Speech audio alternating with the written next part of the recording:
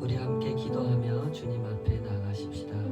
아버지 하나님, 우리의 마음과 생각을 주님 앞에 의탁하며 이 시간도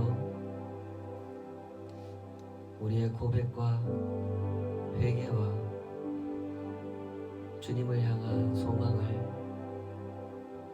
주님 앞에 내어놓기를 소원합니다. 주여, 우리의 말을 들으시고 주님의 말씀을 허락하여 주시옵소서.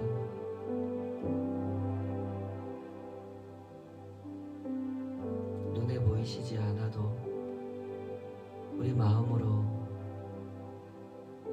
느낄 수 있고 경험할 수 있으며 우리의 일상 속에서 결코 부인할 수 없는 하나님의 살아계심 앞에 이 시간 우리가 전심으로 나아가기를 소원합니다. 한 주간을 살아가며 마음속에 품고 있던 모든 어지러운 생각들이 주님 앞에서 잠잠히 정돈되게 하여 주시옵소서. 예배하는 삶이 무엇인지, 하나님의 부름 앞에 주님과 동행하며 살아가는 삶이 무엇인지 우리에게 그 실체를 알려주시옵소서. 그 은혜가 무엇인지 알게 하시고 그 사명이 무엇인지 주님과 함께 걸어가기에 기도 없이 말씀 없이 단 한 걸음도 나아갈 수 없음을 경험하게 하여 주시옵소서. 오직 어린아이 같은 심령으로 주님의 나라를 사모하게 하시고 주님의 품 안에서 그 포근함과 사랑과 영광을 맛보게 하여 주시옵소서. 이 시간 우리의 모든 고백과 간구를 주님을 향한 그 소망을 주님 받아주시고 주님의 뜻 안에서 우리 모두를 인도하여 주시옵소서. 예수님의 이름으로 기도하옵나이다. 아멘. 주의 십자가 지고 그곳에 가리라. 우리 함께 고백하며 나아가십시다.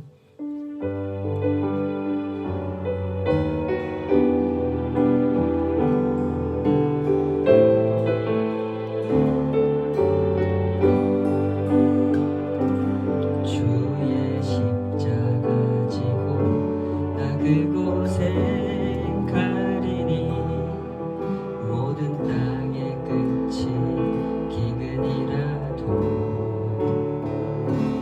주님 그곳에 나 보내셔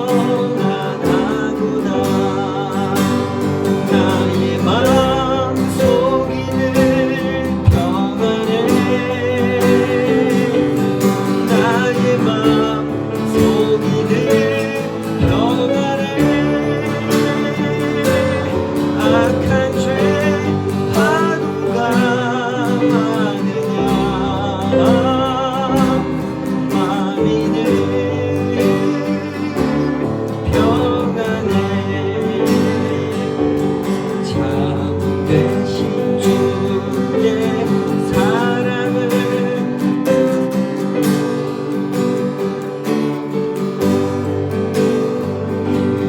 사랑 내 맘 여시고 소망을 주셨네.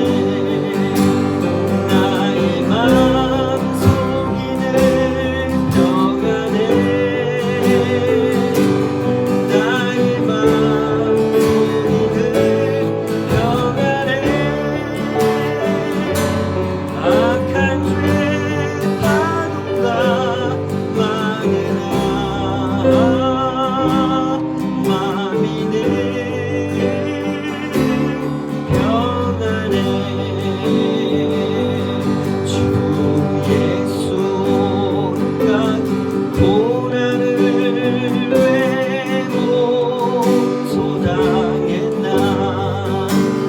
주 함께 고난 받으면 멸류관 얻겠네. 나의 맘 속이는 평안에 나의 맘 속이는 평안에 악한 죄 파도가 많으나 마음이 늘 평안해.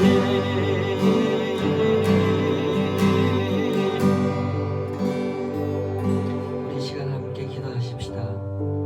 주님의 부르심 앞에서 우리가 이 땅을 살아간다고 하는 것은 내가 하는 일을 주목하면서 사는 것이 아니라 주님께서 하신 일, 주님께서 하고 계시는 일, 주님께서 하실 일을 주목하면서 사는 것입니다. 때문에 우리가 늘 기도하고 우리가 늘 그 말씀 앞에, 그 말씀의 거울 앞에서 비춰보고자 하는 진실은 내가 너무나 내 삶에 경도되어 있다고 하는 것이죠. 마땅히 주님을 바라보면서 살아야 할 인생들이 나만 바라보고 사니 삶이 그렇게 망가질 수밖에 없는 것이죠. 우리에겐 항상 핑계가 있지 않습니까? 코로나가 왔으니 코로나가 핑계가 되고, 코로나가 지나가면 또 다른 것이 핑계가 되겠죠. 언제나 핑계를 찾느라 주님을 찾지 못하는 그 마음은 늘 주님의 은혜로운 부르심 앞에 다시 서게 됩니다. 성도 여러분, 우리 같이 기도하십시다. 아버지 하나님, 이 땅을 살아가는 우리의 걸음이 주님의 부르심을 따라가는 참된 순례길이 되게 하여 주시옵소서. 내가 한 일, 내가 하고 있는 일, 이것이 안 중요한 것은 아니지만 이보다 중요한 것이 주님께서 하신 일이요, 주님께서 하고 계시는 일인 줄로 믿습니다. 우리 같은 죄인들을 구원하기 위하여 당신의 모든 것을 바치신 하나님, 주님께서 하신 그 일을 향하여 우리의 시선이, 우리의 마음이 멀어지지 않게 하여 주시옵소서. 다시금 십자가 앞으로 돌아오게 하여 주시고, 다시금 그 앞에 무릎 꿇고 회개하게 하여 주시옵소서. 오 주여, 우리 마음에 온갖 그 생각을 분산시키는 세상의 일들을 주님의 부르심 앞에서 분별케 하여 주시옵소서. 성실하되 우선순위를 분별케 하시며 책임있게 감당하되 주님 안에서, 주님 그 품 안에서 감당해 가게 하여 주시옵소서. 주님께서 하신 일보다 내가 하는 일이 앞서지 않도록 언제나 깨어 기도하게 하여 주시옵소서. 그리하여 주님께서 맡기신 사명을 감당하며 하루하루 살아가도록 우리를 붙잡아 주시옵소서. 우리 함께 이 시간 기도하며 주님 앞에 나아가십시다. 우리 한 사람 한 사람이 그 사명을 감당하는 하루하루가 되도록, 우리 교회가 그 사명을 감당하는 주님의 교회로 쓰임 받도록 우리 깨어서 같이 합심해서 기도하십시다. 기도하겠습니다. 아버지 하나님, 험한 세상을 살아가며 분주한 마음으로 너무나 많은 것들이 우리의 생각을 사로잡아갑니다. 아버지, 우리를 불쌍히 여겨주시옵소서. 우리의 생각하는 것과 마음에 품고 있는 것을 말씀의 거울 앞에 비춰보게 하여 주시옵소서. 내가 지금 무엇을 마음에 담고 있느라 하나님을 바라보지 못하고 있는지, 나를 위해 하신 그 엄청난 일을 왜 잊어버리고 있는지 주님 우리의 심령 있게 하여 주시옵소서. 주의 부르심이 내 삶에서 떠나버릴 때 내 삶이 얼마나 허무한 것이 되어버릴 수밖에 없는지 주여 깨어나게 하여 주시옵소서. 우리의 마음을 주님 붙잡아 주셔서 주님 앞에 서게 하여 주시옵소서. 하나님 앞이 아니고서는 삶의 이유도, 삶의 의미도, 삶의 기쁨도, 삶의 영광도 알 수 없는 주의 그 부르심에 사랑을, 그 은혜를 알게 하여 주시옵소서.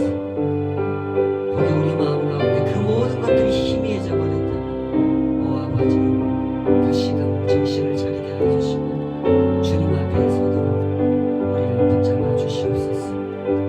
오직 그 은혜만이 우리를 다시 세우실 것이오니 그 은혜가 역사하시는 길을 따라 분연히 일어나게 하여 주시옵소서. 예수님의 이름으로 기도하옵나이다.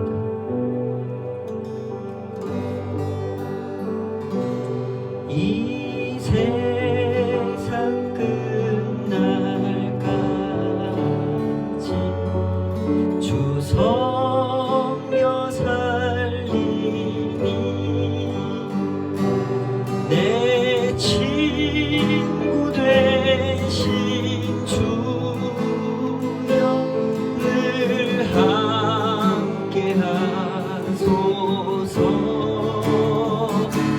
주 나와 함께 하면 전쟁도 겁없고 주 나를 인도하면 늘 안심하리라. 나 주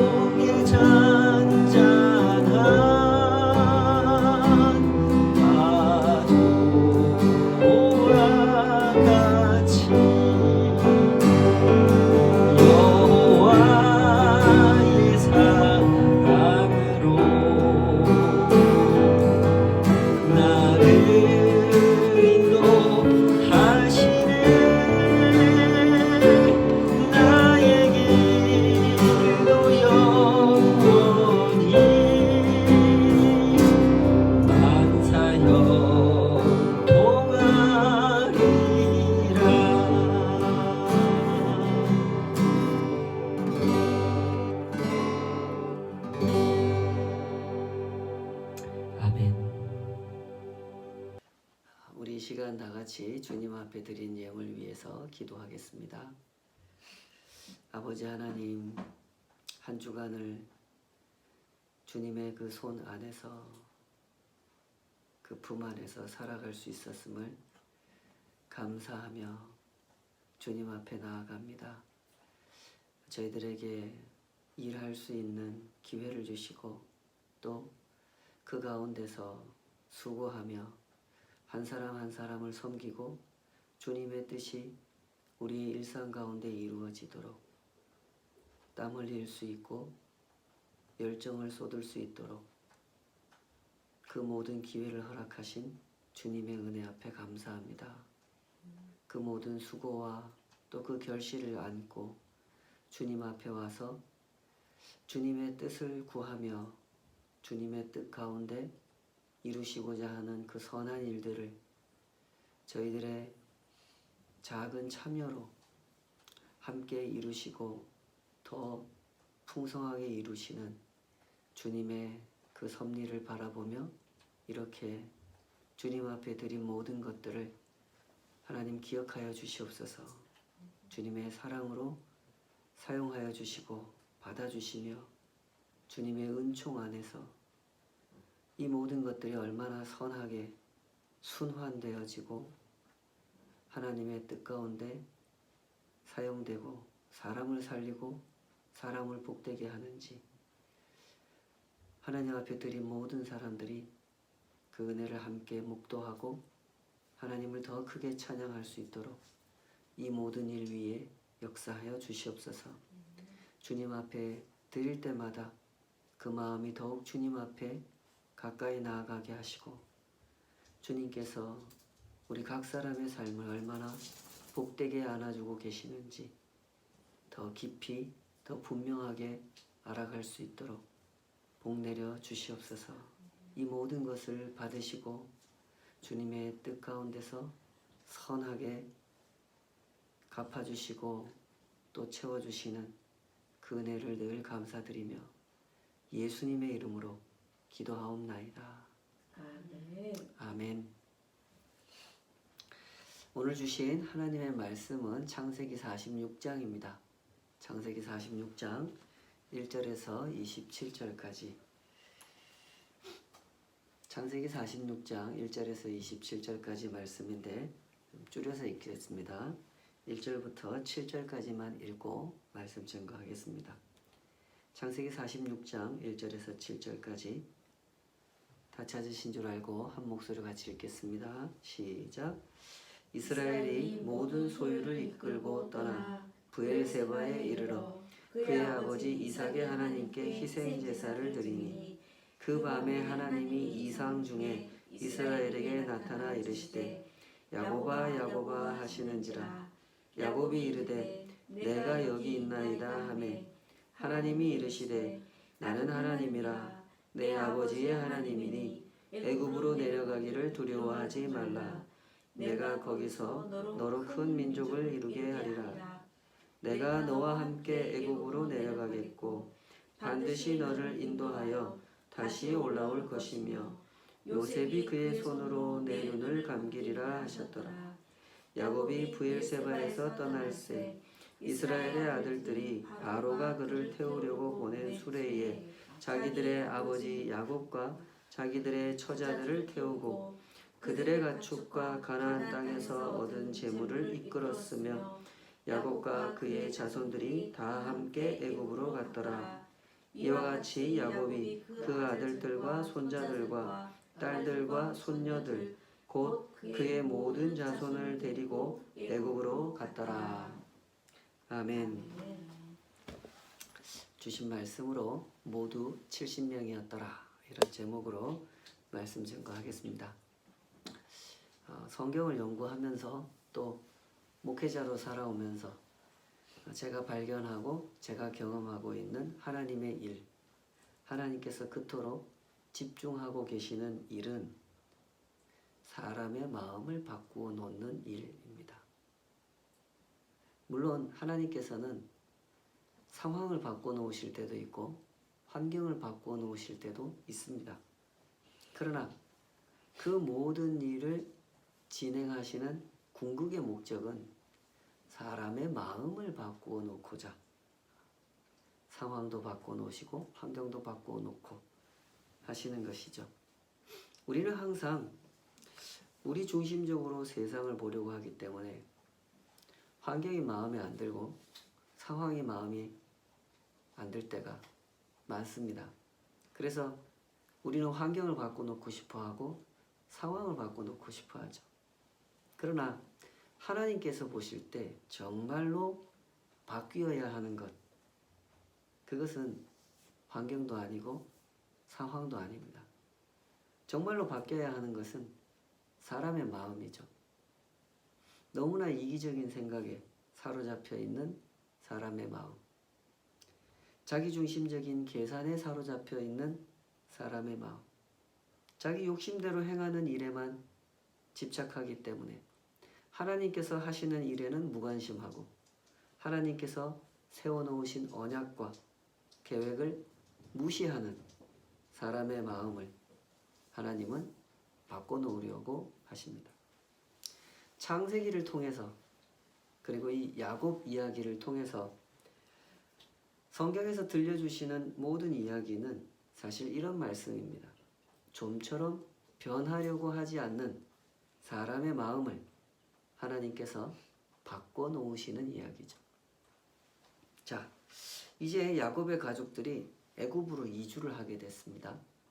70명이나 되는 가족들이 가나안에 살다가 애굽으로 이주해서 이제 약 430년을 살게 될 겁니다.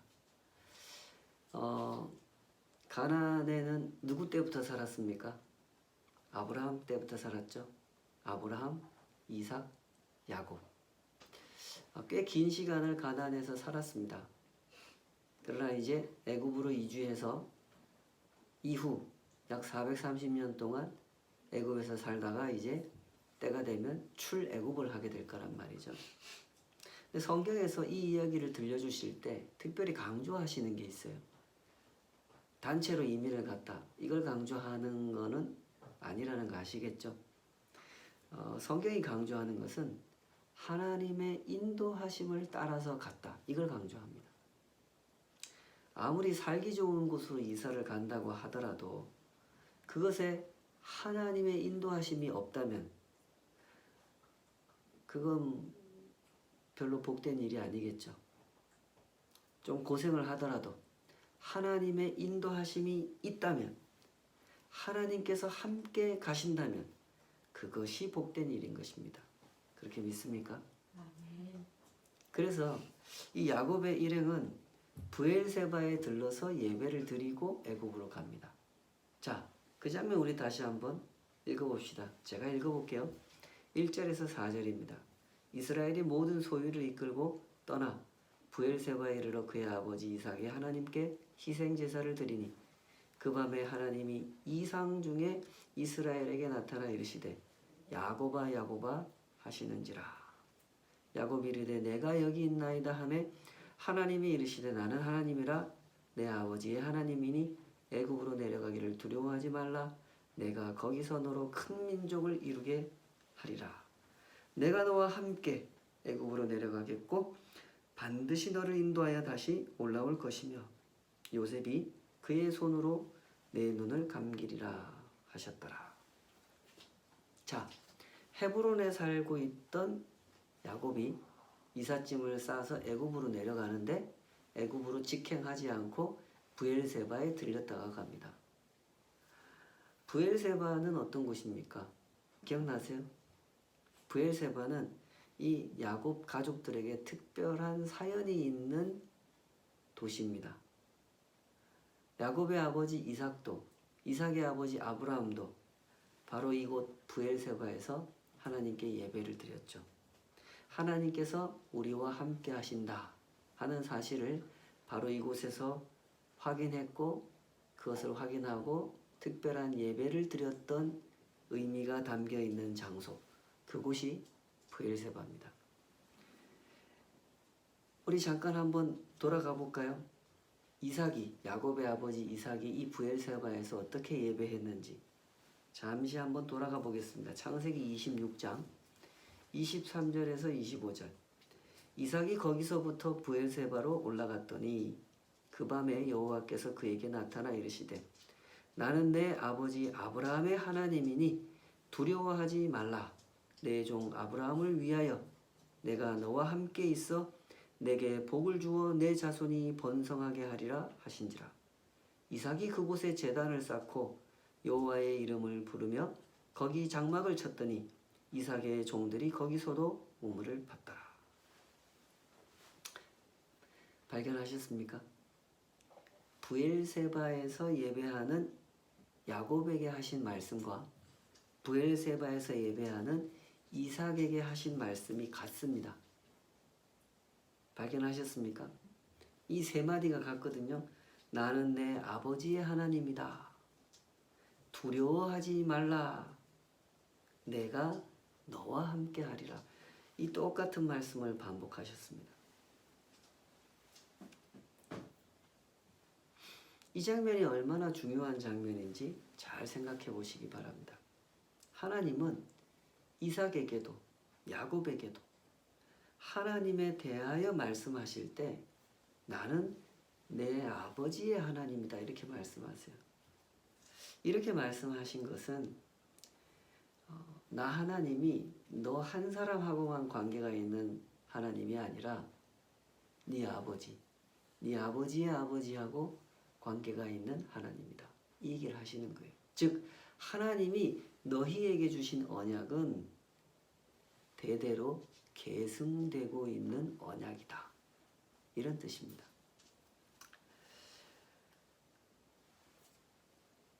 다른 말로 표현을 바꾸면 너의 삶이라고 하는 것은 네가 살고 있는 그 짧은 시간 안에서만 해석될 수 있는 삶이 아니다라는 거예요.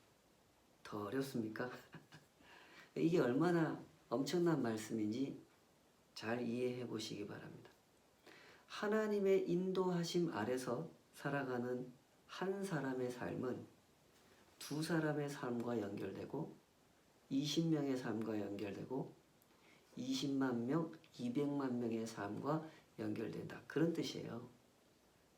나 한 사람의 삶이 나 한 사람의 삶으로 끝나는 삶이 아니라는 거예요. 하나님의 인도하심, 하나님의 언약 속에서 살아가는 삶이라고 하는 것은 이렇게 연결되고 이렇게 계승되는 삶이라는 것. 성경은 이걸 가르쳐 주려고 하시는 겁니다. 우리 하나님께서 하시는 일이 바로 이런 일이에요. 뭐라고요? 사람의 마음을 바꿔놓는 일을 하세요. 너 한 사람은 너 한 사람만의 인생이 아니다. 이 메시지를 통해서 그 사람의 마음을 바꿔주려고 하시는 거예요. 나에게만 집착하는 눈을 들어서 하나님께서 하시는 일을 바라보게 하는 겁니다. 그리하여 담대하게 하시고 하나님과 동행하게 하시죠. 지금 야곱을 보면 두려워하죠. 왜 두려워합니까? 야곱이 두려워하니까 하나님이 야곱을 보고 두려워하지 말라 이러시잖아요. 야곱이 왜 두려워합니까? 나만 생각하기 때문에 두려워하는 거예요. 하나님께서 주신 언약도 생각하지 못하고 하나님도 생각하지 못하다 보니까 나는 작고 애굽은 크니까 나는 약하고 애굽은 강하니까 그래서 두려워했던 거예요. 때문에 하나님께서는 야곱의 마음을 바꾸어 놓으려고 하시는 거예요. 너는 결코 너 혼자서 네 인생길을 걷는 사람이 아니다. 너의 삶은 언약의 가족들과 연결되어 있고 언약의 하나님과 연결되어 있다. 그러니 두려워하지 말라 하고 일깨워 주신 것이죠. 주와 동행하는 성도 여러분, 이 사실을 주목해 보시기 바랍니다. 하나님께서 우리에게 하시는 일이 무엇인지 잘 헤아려 보셔야 합니다. 하나님은 우리의 상황이나 환경을 바꾸어 놓으려고 하시는 것이 아니라 우리의 마음을 바꾸어 놓으려고 하십니다. 그래서 우리를 브엘세바로 인도하세요. 언약을 기억하게 하는 장소, 하나님을 예배하게 하는 장소, 그곳으로 우리를 인도하시는 거예요. 그곳이 어디입니까? 우리가 예배드리는 곳이에요. 우리가 기도하는 곳이고 우리가 말씀을 붙들고 묵상하는 곳이고 우리가 그 말씀대로 살기 위하여 씨름하는 그 일상이 바로 우리의 브엘세바인 것입니다. 그곳에서 하나님은 우리의 마음을 바꿔 놓으세요. 우리의 생각을 바꿔 놓으시고 우리의 삶을 바꿔 놓으시죠. 아, 나는 나 혼자만의 삶이 아니구나. 내 삶은 하나님의 언약에 연결되어 있는 삶이고 하나님의 사람들에게 연결되어 있는 삶이구나. 내 삶은 나 혼자만의 삶이 아니구나. 이것을 알게 하셔서 비로소 나의 나됨을 찾게 하시고 내 삶이 얼마나 큰 복을 받은 삶인지를 깨닫게 하시는 겁니다. 이런 복을 다 받으셨죠? 이번 달 난곳 방언으로 우리 GBT에서 편에는 쪽지 있지 않습니까? 거기에 보면요, 그 동남아시아 SEA 대문자로 이렇게 되어 있는데 C족이라고 하는 그곳에서 일하는 번역사역자 아담이라는 청년을 소개합니다. 그 아담이라는 청년은요, 이 청년에게 하나님께서 하신 일, 그 일을 소개하는데 그 일 역시 뭐냐면 하나님께서 이 아담이라는 청년의 마음을 바꿔 놓으신 일을 소개해요. 아담은 상처가 많은 청년이었어요. 가족들을 신앙으로 인도하신 어머니가 있었는데 이 어머니가 고생만 많이 하시고 일찍 돌아가세요. 어머니가 돌아가시자 아버지는 재혼해서 다른 가정을 꾸렸어요. 그래서 자기는 이모랑 같이 살게 됐어요. 이런 성장 과정을 거치다 보니까 이 사람이 아버지에 대한 그 원망이 점점 커지고 분노가 많아지고 우리 착한 엄마를 그렇게 일찍 죽도록 내버려 두신 하나님에 대해서 원망하는 마음이 생기고 그래서 교회도 안 다녔대요. 그러다가 이모님이 이모랑 같이 살았다 그랬잖아요. 이모님이 그 번역 사무실에 가서 일을 하시게 됐어요. 그래서 그 이모님을 따라서 자기도 일을 조금씩 도와주기 시작했는데 거기서 일을 하다가 점점 이 사람의 마음이 바뀌기 시작해요. 처음에는 뭐 이렇게 귀한 데서 일을 하면서도 불평불만을 많이 쏟아내면서 살았대요. 하나님에 대한 신앙이 없으니까 당연히 그럴 수밖에 없었겠죠. 번역 사무실에 와서 일하는 것을 그냥 돈벌이 수단으로만 생각을 했어요. 때문에 불평이 많았던 거죠. 툭하면 동료들한테 상처를 주고 내가 누군지 알아? 이러면서 내가 니들 같은 사람들하고 같이 일할 사람이 아니야 이러면서 상처를 주고 나는 다른 사람들보다 훨씬 업무 성과가 뛰어난데 왜 나한테 월급을 이것밖에 안 주냐 이러면서 불평을 하면서 지냈다 그래요. 그러다가 이 사람이 그 번역 사무실 안에서 하는 여러 가지 일이 있는데 그 중에서 직접 번역을 하는 일에 참여를 하게 됐대요. 그러다 보니까 아무래도 성경과 보내는 시간이 더 많아질 수밖에 없겠죠. 그러면서 이 아담의 마음이 변화되기 시작합니다.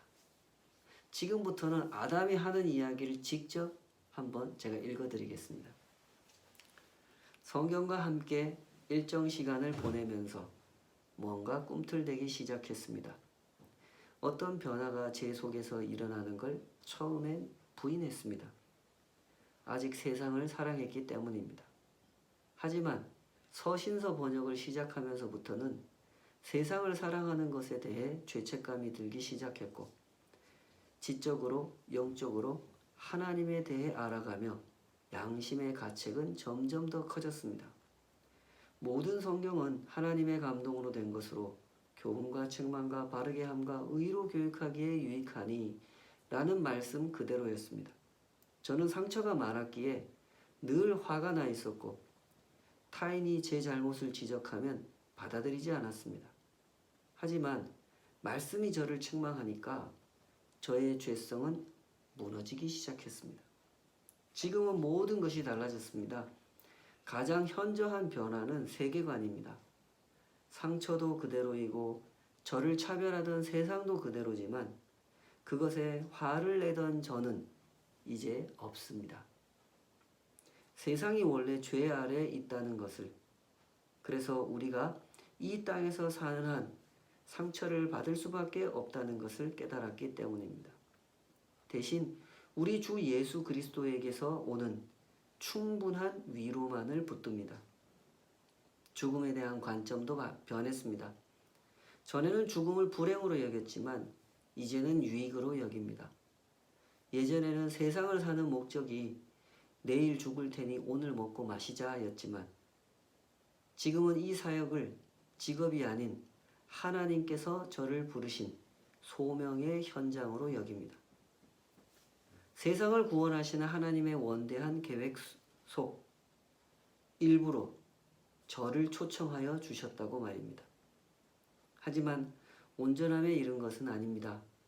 끊임없이 저를 유혹하는 세상, 죄를 향한 욕구가 계속 꿈틀거리는 제 육신. 그래서 저는 날마다 싸우고 있지만 제게는 성령님이 조언자로 예수님이 위로자로 계심을 알기에 힘을 냅니다.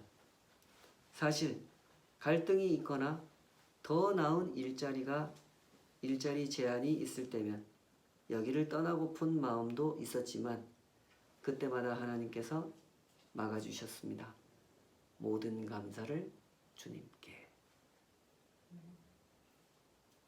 우리가 삶을 살아가면서 그토록 원하는 게 뭡니까? 내가 소중한 사람이라는 사실을 확인하고 싶어 하는 거죠. 그러나 역설적이게도 내가 소중한 사람이라는 사실을 확인하는 일은 내가 서 있을 때 이루어지는 게 아니라 내가 엎드려 있을 때 이루어집니다. 하나님 앞에 엎드릴 때, 그때 내가 참 소중한 사람이라는 사실을 확인하게 되는 거죠. 그러나 이 진리를 모르는 사람들은 자신이 소중한 사람이라는 사실을 확인하기 위해서 무엇을 합니까? 돈 앞에 엎드립니다.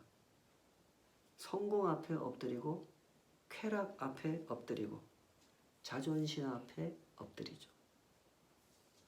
이 아담이라고 하는 청년이 과거에 그랬던 것처럼 사람들은 엎드리지 말아야 할 것들 앞에 엎드려서 내가 소중한 사람이라는 사실을 확인하고 싶어 하는 겁니다.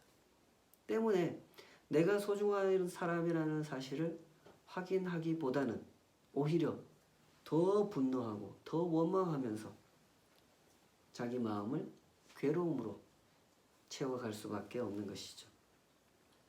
하나님께서는 바로 이런 마음을 바꿔주려고 하시는 거예요.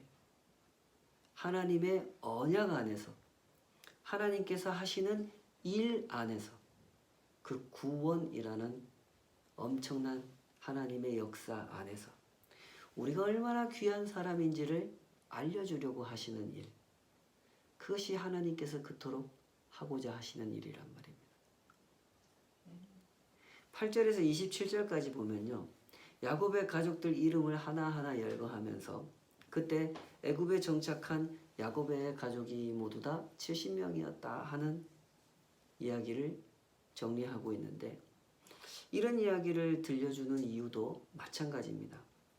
우리가 얼마나 소중한 사람인가 그것을 알려주려고 하시는 거예요. 오늘날 우리가 보기에는 이 명단이 되게 의미가 없는 명단이에요. 우리 읽어놓고도 이 이름 다 기억도 안 납니다. 그죠? 그러나 창세기를 처음 읽었던 독자들, 우리가 1차 독자라는 표현을 쓰지 않습니까? 창세기를 제일 먼저 읽었던 모세 시대의 출애굽 2세대, 이 사람들에게는 이 명단이 너무너무 의미 있는 명단이에요.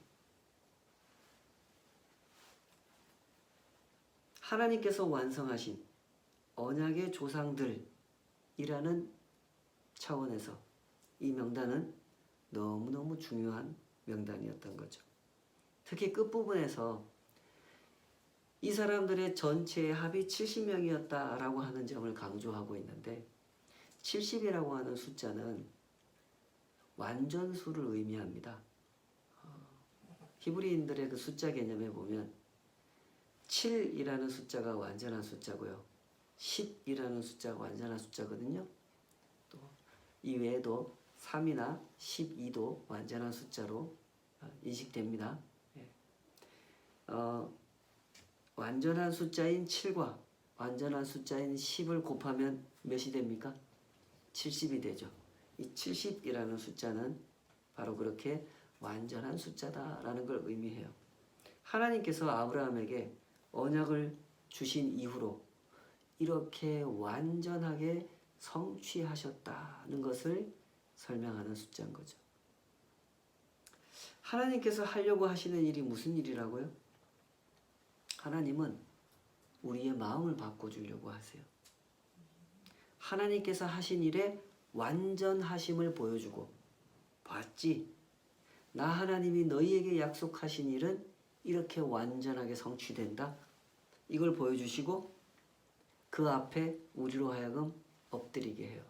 그리고 그 자리에서 내가 얼마나 소중한 사람인지를 깨닫게 하시는 거예요.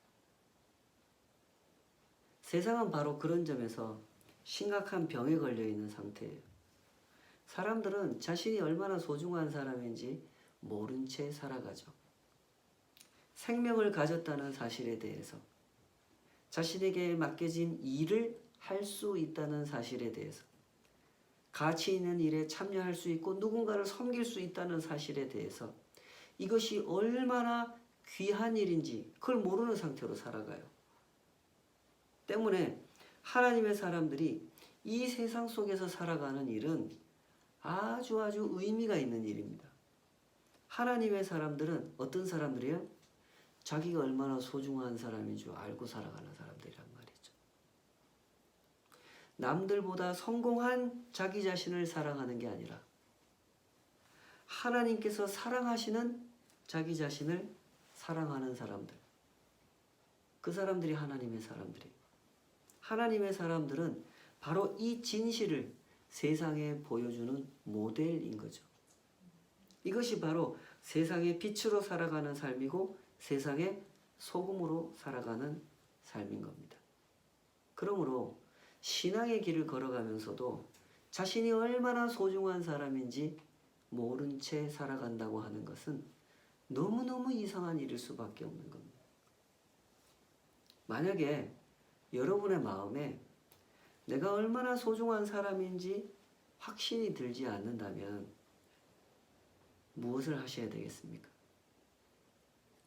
정답은 브엘세바로 가셔야 됩니다. 그곳에서 하나님의 말씀을 들으셔야 해요. 하나님의 언약이 얼마나 신실하게, 얼마나 완벽하게 일하셨는지를 들어보셔야 합니다. 그 언약이 수천 년의 세월이 흐르는 동안 얼마나 신실하게, 얼마나 완전하게 성취되었는지를 들어보셔야 해요. 십자가를 바라보셔야 한단 말입니다. 나는 아직 내 죄가 얼마나 심각한 죄인지도 모르고 있던 그때 예수님께서는 이미 내 죄를 위해 당신의 목숨을 내어놓으셨다고 하는 사실, 그 변할 수 없는 사실을 주목하셔야 하는 것입니다. 그러면 그때 내가 얼마나 소중한 사람인지를 알게 되는 것입니다. 잠겨있는 문을 열어보셨습니까? 그 문에 맞지 않는 열쇠를 억지로 끼워 넣고 그 문을 열어보려고 하면 문이 열립니까? 안 열리죠. 요즘은 번호키로 바뀌었는데요. 맞지 않는 번호를 막 눌러가지고 그 문을 열려고 한들 문이 열립니까? 그렇지 않죠. 그런데 참 많은 사람들이 그런 식으로 살아갑니다. 사람들은 모두 다 내가 얼마나 소중한 사람인지를 확인하고 싶어 해요. 그러나 확인할 수 없어요. 왜요? 하나님 앞에 엎드리는 것이 아니라 돈 앞에 엎드리고 쾌락 앞에 엎드리고 성공 앞에 엎드리기 때문에 확인할 수가 없는 것입니다. 맞지 않는 열쇠를 끼워 넣고 그 문을 열려고 하기 때문에 안 열리는 거예요. 바른 열쇠를 사용할 줄 알아야 됩니다. 그 열쇠를 사용하는 법을 배우셔야 합니다. 정직하게 열고 성실하게 봐야 해요. 그 모든 진실이 어디에 있습니까? 이 성경에 있단 말입니다. 이 하나님의 말씀을 사랑하십시오. 그러면 반드시 내가 얼마나 소중한 사람인지를 확인하게 될 것입니다. 성도 여러분, 내가 누군지 아시겠습니까?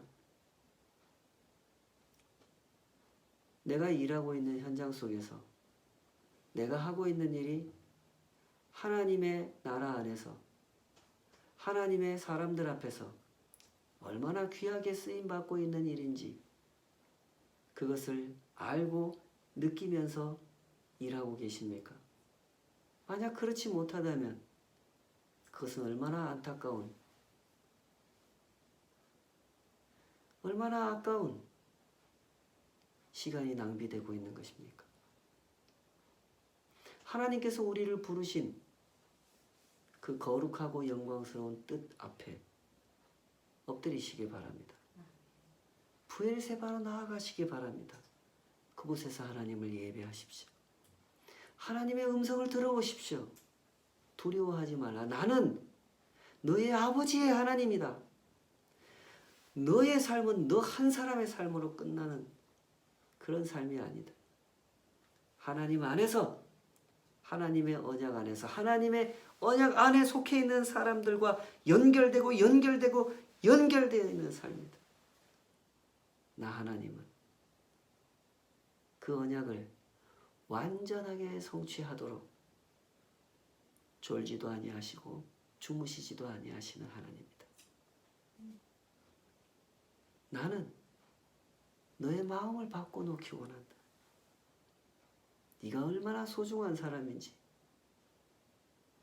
나는 네가 그것을 꼭 알았으면 좋겠다.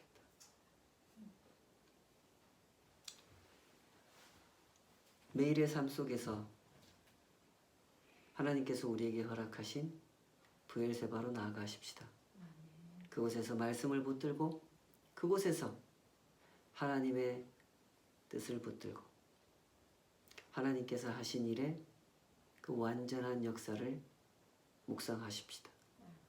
그 안에서 살아가는 일상의 기쁨을 매일매일 만끽해 가시는 세상의 빛으로 세상의 소금으로 살아가시기를 주님의 이름으로 축복합니다. 아멘. 우리 같이 기도하십시다. 아버지 하나님, 오늘도 우리는 주님의 말씀 앞에 섭니다. 세상의 많은 소리들이 우리의 생각을 혼란케 하고 우리의 마음을 심란하게 합니다. 돈 때문에, 하는 일 때문에, 염려하고 걱정하는 것들 때문에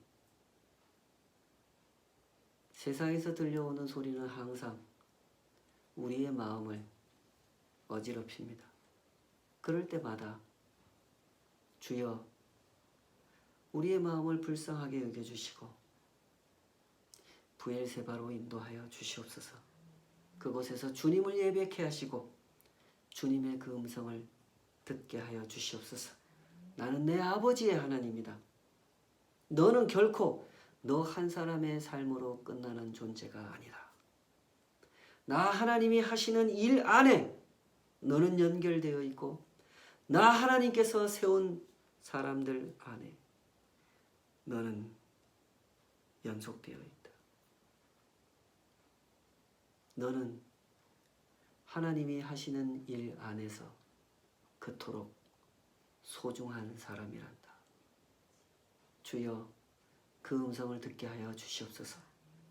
그 음성을 듣기 위하여 더욱 주의 말씀을 붙들게 하시고 주님을 예배하는 기쁨을 누리게 하시며 주님 앞에 엎드려 주님의 사람들과 주님을 함께 나누고 섬기고 주님의 뜻이 이 땅 가운데 이루어지도록 수고하는 하루하루의 일상이 사라지도록 주여 우리를 붙잡아 주시옵소서. 그 안에서 참된 기쁨과 영광과 복을 만끽해 갈 수 있도록 주님의 백성 한 사람 한 사람을 붙잡아 주시옵소서.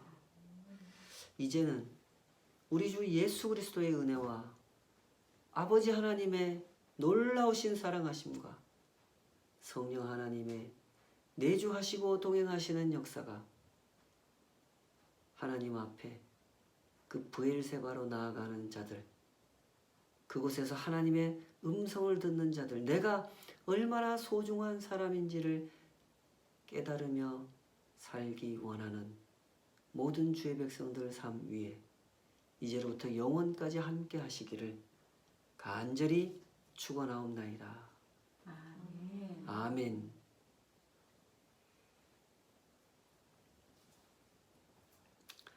감사합니다. 코로나가 날로 더 이렇게 심각해지는 양상인데요. 모두 조심하시기 바랍니다. 예.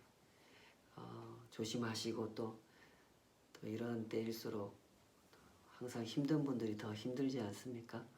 우리 그분들에 대한 관심을 놓치지 않도록 더 기억하시고 기도해 주시면 좋겠습니다. 우리 툴룽 형제들을 위해서 기도해 주시고요. 또 그분들을 구체적으로 돕고 섬기는 일에 참여하는 일, 그 일에 더욱 열정을 내주시기를 부탁합니다.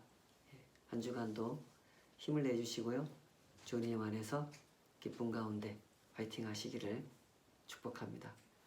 화이팅입니다. 또 뵙겠습니다.